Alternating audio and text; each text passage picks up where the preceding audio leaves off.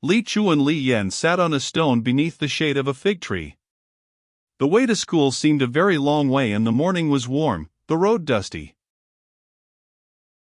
"The master's new pair of goggles can see right through our heads," observed Li Chu. "And his new cane made Ham's fingers blister yesterday," said Li Yan. They looked sideways at one another inside. "The beach must be very cool today," said Li Chu after a few moments. "Ah, yes. It is not far from here."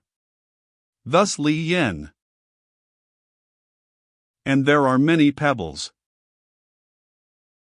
Of all colors. Of all colors." The two little boys turned and looked at each other. "Our honorable parents need never know," mused one. "No," murmured the other. "School is so far from home. And there are 5 new scholars to keep the schoolmaster busy." Yes, the beach was cool and pleasant, and the pebbles were many, and the finest in color and shape that Li Chu and Li Yan had ever seen. The tide washed up fresh ones every second, green, red, yellow, black, and brown, also white and transparent beauties. The boys exclaimed with delight as they gathered them. The last one spied was always the brightest sparkler. "Here's one like fire and all the colors in the sun," cried Li Chu. "And this one, it is such a bright green. There never was another one like it," declared Li Yan. "Ah! Most beautiful. Oh! Most wonderful."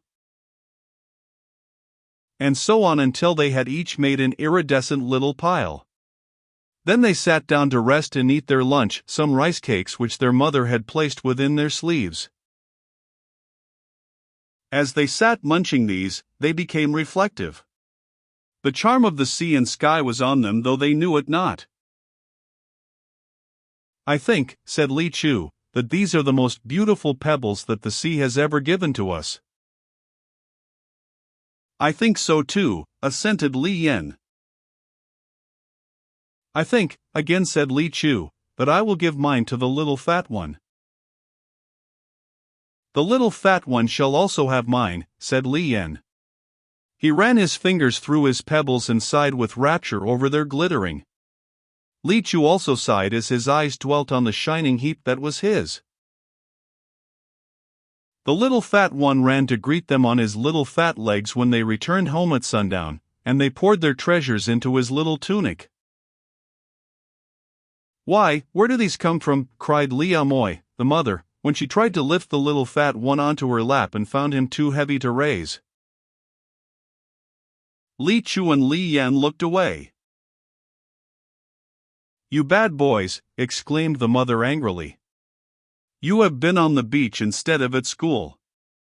When your father comes in, I shall tell him to cane you." "No, no, not bad," contradicted the little fat one, scrambling after the stones which were slipping from his tunic. His mother picked up some of them, observing silently that they were particularly fine.